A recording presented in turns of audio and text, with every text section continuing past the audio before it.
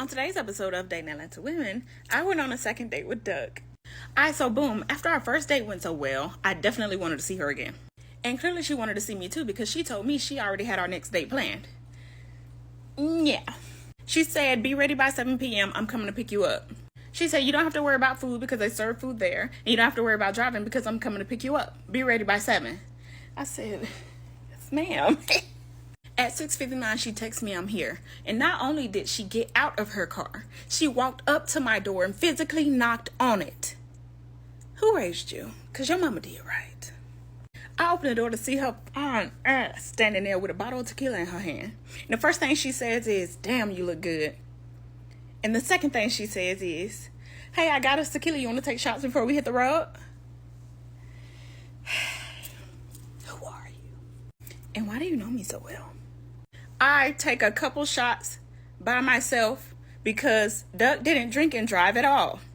And we definitely didn't take any extra shots on the way to the place because that is illegal. We get there, we order some food, and we start playing a few games. The food comes, it is delicious, and we are having a good time. Doug is a little bit competitive, but it was all fun. So I won a few rounds, she won a few rounds, but guess who won in the end? Me. At one point while eating, Duck dropped a little food on the side of her lip. And instead of me saying, hey, you got a little something over there, I walked up to her nice and slow. And I was like, hey, you dropped a little something on the side of your lip. You mind if I get it? And so before she even reached for a napkin, I leaned in and I licked it off. And I kissed her right afterwards. And I could feel her knees buckle when I did that. And on the pull away, I say, now you're back to being perfect. I know, I'm a fucking menace. But in the spirit of competitiveness, Deb said she was not finna be one-up by me. About 3 games later, I was mid-bite when it became my turn. Now being sidetracked, I made a little mess. But before I made it around the table, Duck grabbed me by my waist and did the same thing to me that I did to her, but better. I got so into it, I forgot where we were. Next thing I know, I hear the waitress clearing her throat in the background. Y'all want more drinks? And Duck says, nah, I think I have a taste for something a little different. Let's see if we can make it to the car. We leave there, walk to the car. And when we get to the car, before Doug opens my door, she pushes me up against the car and kisses me again. She says, I've been wanting to do that all night long. I feel like I've told y'all before, but I'm not a kisser. It got to a point where she needed to physically push me away. And she says, I need to take your fine ass home before I do something out of character. Don't you threaten me with a good time. The whole ride home, we jammed. Had a whole karaoke session in the car. We pull up at mine, and I don't want the night to end already, so I invite her in. I put on some music, we continue karaoke. Now we're having a dance battle in my living room. Drinking tequila, having a good time. We're slow dancing in my living room, just us.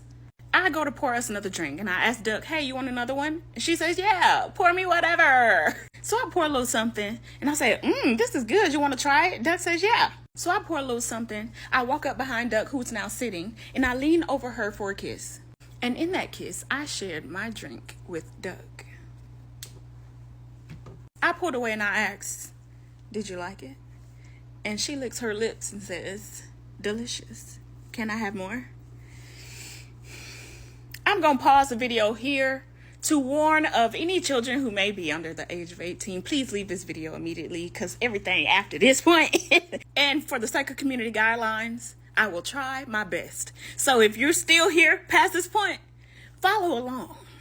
And I know what y'all thinking. Damn, that shit was disgusting. But I like that shit.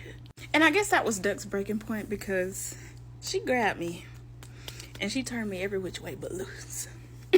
She reversed our positions to where I was the one that was sitting. And she asked me if she could have something to eat.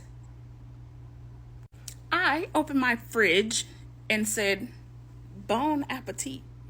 And Duck must have been hungry because my fridge was empty after that. She made a mess. She was spilling shit on the floor. And she was amazed. Seb, I didn't even know your fridge had a leak. And I said, yeah, it does that sometimes. You know, I manage it well. And with this realization, she says, oh, I'm going to eat over here more often.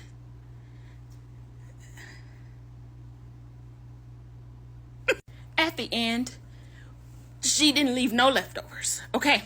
And this is the first time I'm too tired to reciprocate. So I asked her if we could sleep off the night.